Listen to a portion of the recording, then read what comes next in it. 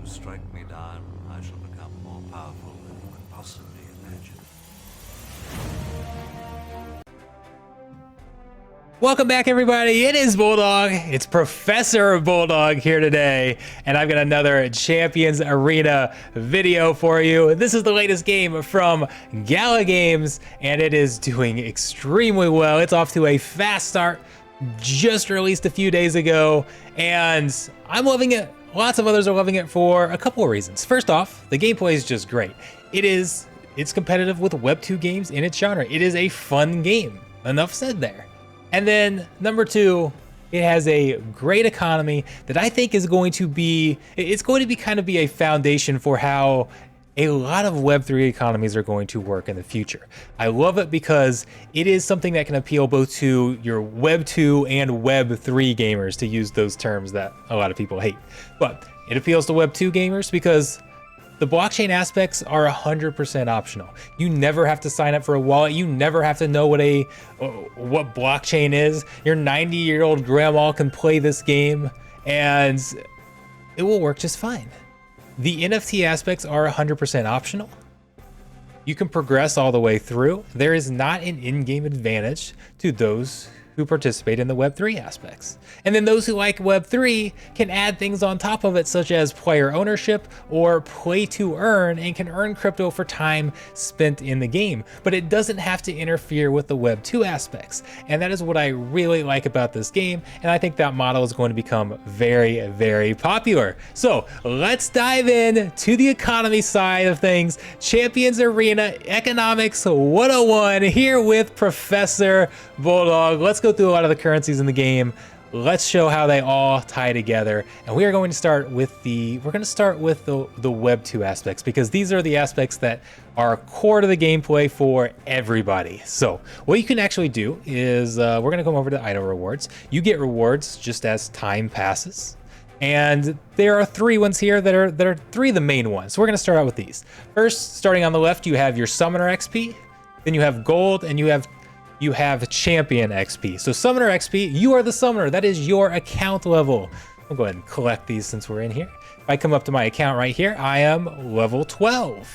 So when I collected that, I gained some experience toward leveling my account up.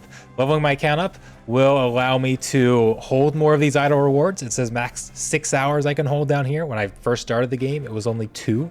So, hey, I don't have to log into the game every 2 hours anymore. But I still am.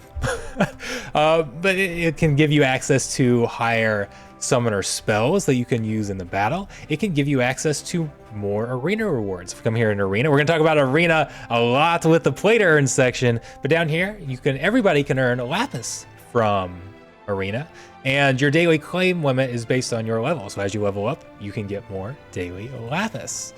So leveling up your account, that's a good thing, right? The other XP is your Champion XP. We come in here. I love this guy. I love his voice. Man, this game is just so polished. You can see down here, I need Champion XP and Gold in order to level up my champions. It's not unique to each champion. Some games you have to play with it. You play with that champion and they earn XP. Nope, whenever you get rewards, whether it's your idle rewards, you can gain these from playing through the campaign. From these first three currencies I'm talking about, you can earn all over the game. They can be spent on whatever champion you want. I can play a battle here with the Myas, and then I can come over and spend it on Zoe if I want. So that's how you level your champions up. And with the gold and the XP. Gold, we mentioned that lapis already. Gold can actually be extracted from lapis. And there are some instances when you level up where you will specifically need to spend that lapis as well. So that's a way to get gold. But again, gold can come from various things, from campaign to your idle rewards to mayhem rewards. It is all over the place. So yes, we'll talk about some of those other things here in just a second. But next we're actually going to talk about, if I come back in here, Soulstones. So the Myas right here is a rank 5. There are 2 ways to level up your character. Kind of 3 if you count the equipment here. But as far as the character itself, you can increase their level and you can increase their rank or their star count. So you can go up to 5 stars, and then it'll actually start over. It will start earning green stars. And those are done via Soulstones. So let's go over here to the estate. We're gonna go to the estate quite often here to look at some of these Soulstones. So come into my estate, not my estate, but the estate that I'm a part of, and promote. So some of these I can promote. So you can see we've got different characters here. BB0, I've got him at 2 stars. I could promote him to 3 stars by spending some of my Soulstones. So, and Soulstones are acquired for a couple different ways. You can acquire them from quest rewards. You can acquire them from raids, or one of the best ways to acquire them, the way to acquire them in the biggest chunks is by dismantling heroes. So you can come over here and you can break a hero down. So if I were to decide, okay, I don't want this guy, usually I only do this when there's duplicates, but if I had multiple, I can break them down and I'll get some Jingo Soulstones, as well as some essence. What is the essence for? Well, let's keep on going. Essence is how we participate in Mayhem. Come over here to Mayhem. Mayhem is a way where we can go exploring. So we can explore here, and the way we explore is we just send out our champions, and they passively go explore. This is a passive part, and they can find rewards here. You can see possible rewards that they can find. They can find mines. If we go mining, and then we can send them out passively again to go collect, to go work in the mines, collect some lapis, which again can be converted to gold. Seeing how all this starting to see how all this ties in here? You can earn that way. You can go plunder other people's mines. While you're working the mines, you have to work out. Other people can attack you. Or you can go find raids. This is somebody else's raid, because you can work together with other people in raids. And with raids, you go into an active battle fighting against potentially powerful champions on the other side. It works just like your campaign or your PvP battles. The difference is their damage and status carries over. So if I go in and it starts out 4v4 and I take out one of their champions, well, the next person who goes in will be fighting 3 versus 4, or whatever status they were in. And you've got to do enough damage to defeat the raid, and then everybody can get these rewards. You can achieve all sorts of things. Raid, you can get Soulstones, lapis. You can get these chests that can have a lot of goodies in them. These chests will be very important here later. And in order to find other raids, you can hit the scan world down here. And all of these actions here, going exploring, you can see it cost essence. Please fill my deck. I'm just trying to show you the lapis, or the essence, sorry, essence. This essence is obtained from quests. You a lot of times get it as a daily login. So you get a limited amount every day. You can buy more with gems if you want. It's kind of like an energy system here for Mayhem that you can build up and acquire every day, and go on and find valuable rewards. This is one of the most valuable places where you can find rewards, is with this essence. So breaking down heroes to get this extra essence can actually turn out to be quite valuable. All right, let's actually go back. One of the other rewards we have in here, we got a few more to talk about before we get to our premium currency. This one right here, I saw it on the screen. Mileage. Mileage is another token you can earn, and you can go spin in the shop. You'll see you can get extra essence, you can get lapis, you can get soulstones, you can get legendary soulstones, XP, various things you can exchange. It's just another reward in the game that you can buy things with that shop. And then one of the last ones, I should have talked about this one earlier when we're talking about our champions, but there are also upgrade stones. If we come in here, if we look at our equipment, you can enhance equipment using upgrade stones. This is a level 1. Some of them will require a level 2. That requires a level 2 upgrade stone. There are level 3 upgrade stones. The rarer the gear, or the rarer the equipment, the higher the level, the more upgrade stones they'll need, the higher rarity or the higher level of upgrade stones they'll need. But you can use upgrade stones and gear to increase your gear. Whenever you increase your gear, you will upgrade the primary stat, and then you will also unlock secondary stats. So those are random. Even the primary stat is random. There are various ones. So there'll be different combinations of gear, and based on how you upgrade it, there will be certain gear that if you hit the right stats can be more valuable than others. So if you happen to pull one of those pieces of gear, what could you do with it? Well, you want to use it in battle. You can also sell it for gems. Gems is our premium currency. That's the currency that you can go spend money on. If you want to spend money on the game, you can buy some things directly, like you can go buy a battle pass directly, but you can also buy gems, and then you can use gems in the cash shop to buy various different things. That you can buy summoning scrolls. You can buy all sorts of things. That is the premium currency. There are paid gems and free gems. Paid gems can be used in the secondary market and on minting scrolls. We'll talk about minting scrolls here in a second. And then in the market as well. So let's go to the estate here. Because there are, we mentioned summoning scrolls. Our primary uses for gems are going to be in here, what most people are going to use them for. Okay, let's go to the trade market here, because this will also show you how you can acquire gems if you don't want to buy them for free. You can go sell your items. We come over here, we can see a history of items that I sold. Some of these gold piles, these mixed items, I pulled these from raids. I am personally a collector. I want to try to collect all of the champions. So I actually wanted gems instead of these items. So I came to the market and sold them. You can sell equipment this is secondary market. So you're selling it to other players. You can sell equipment. You can sell Soulstones. You can sell upgrade stones, gold, experience. There's all sorts of things that you can sell here to other players for gems. Now, it does take paid gems to buy them in the market, and unfortunately, you get free gems back.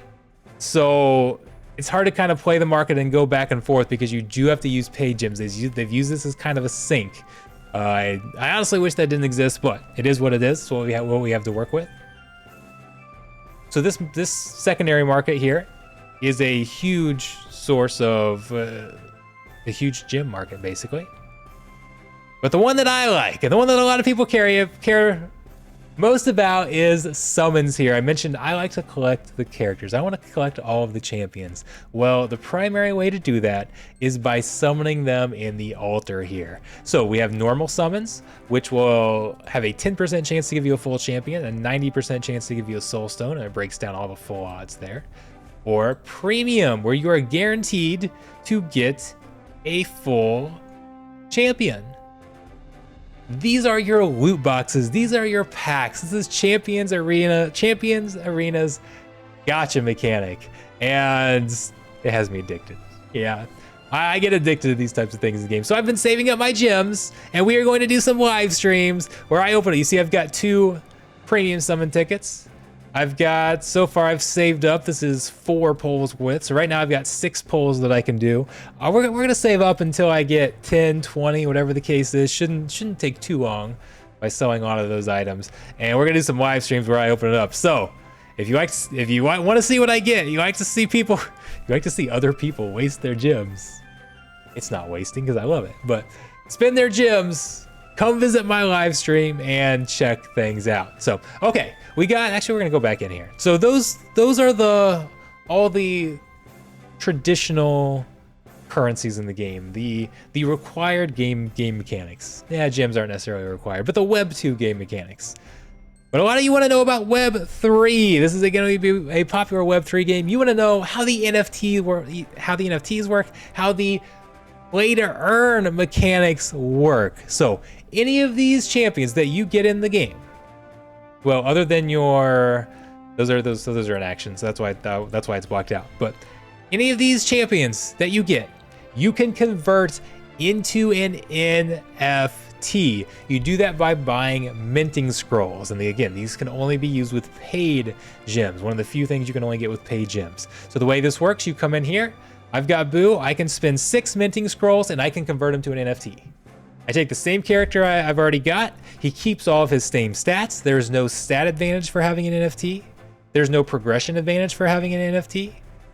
But he does turn him into an NFT that's going to unlock 2 things. One, I can trade him. I can sell him, whatever the case is. I now own him. Instead of just being owned in the game, I literally own him. And 2, it unlocks the play to earn potential in Arena, which I'll get to here in just a moment. But the amount of scrolls that is needed depends on the rarity. So a common requires 2 scrolls, an uncommon requires 4 scrolls. Each scroll is $50 in the cash shop. This one is 6 scrolls, so it costs $300 to convert a rare to an NFT.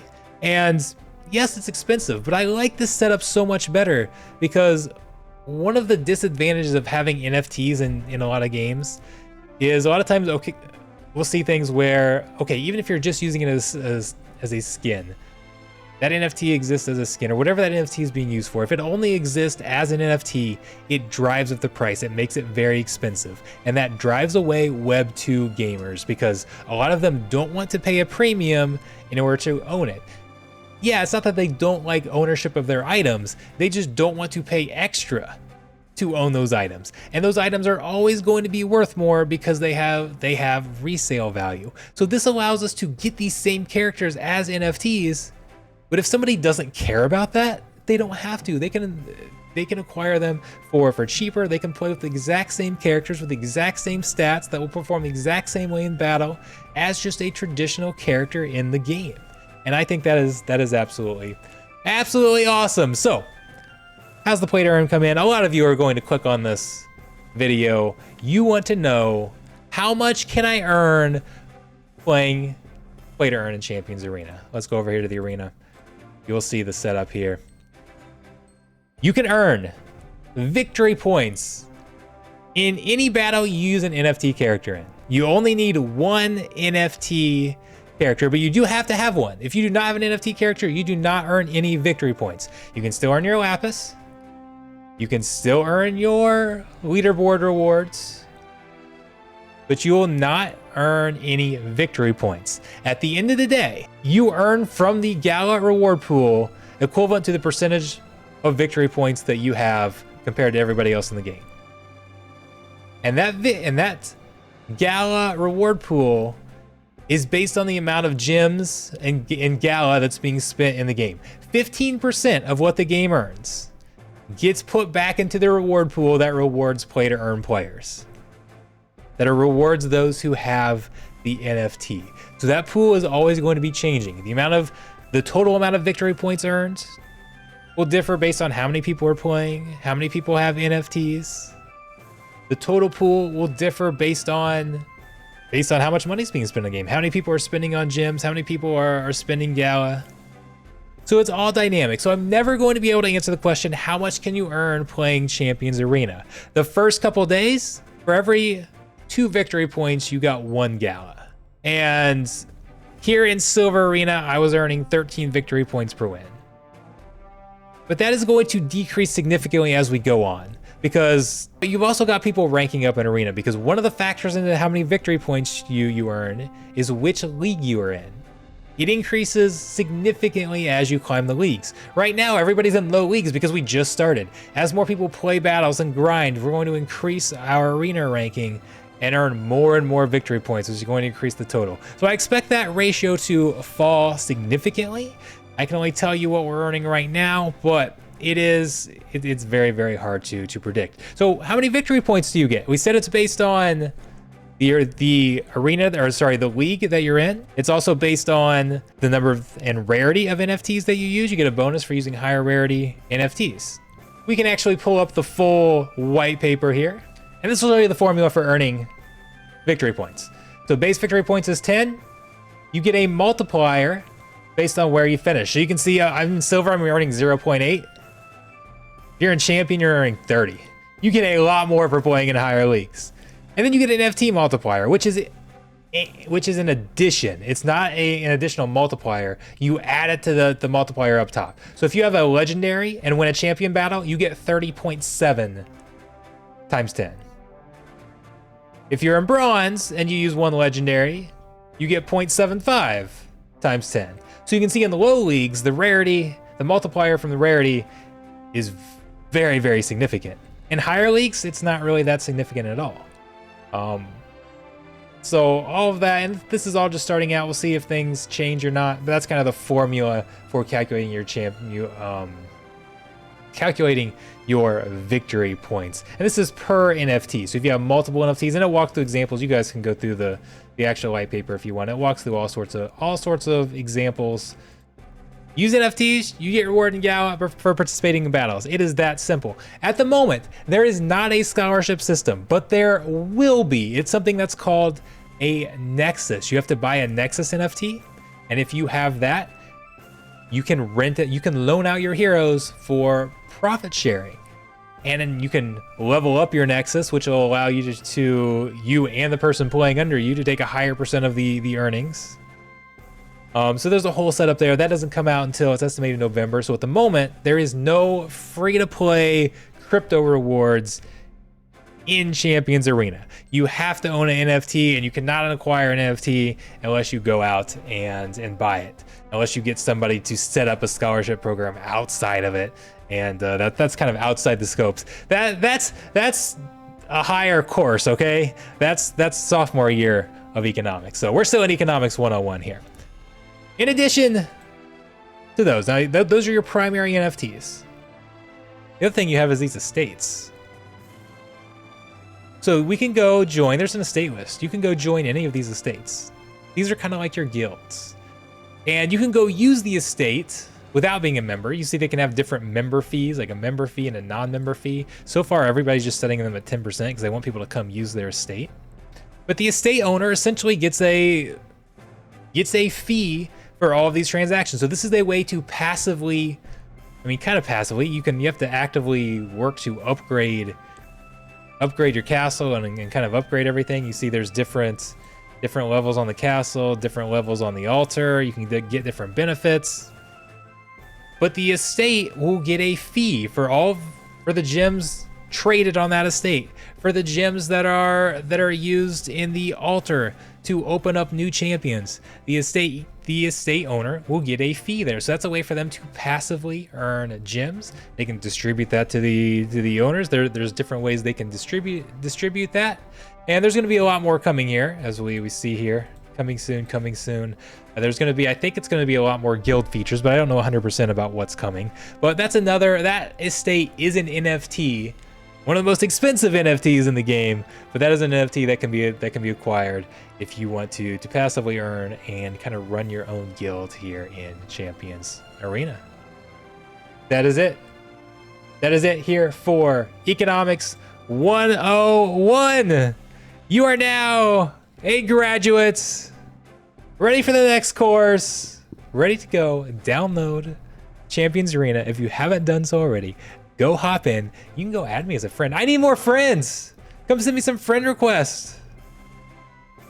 Add me in the game if you haven't signed up. Use the link below. This is not a paid video, but I do use affiliate links, so that will be down there in the bottom. Thank you guys so much for tuning in. As I said earlier, hit that like button, hit that subscribe button. Come stop by my live stream. See me open up some new champions, see what I can pull. I'm over here dying, holding on to these gems and these premium summon tickets because I want to use them on stream. I want to go use them right now so bad. I've got some self-control, but I'm not sure how long that's going to last. So come stop by my streams. We're gonna have some streams. We're gonna have a lot of fun, and leave your comment down below. I appreciate everybody who supports the content. You are awesome. I'll see you in game. Thanks a ton.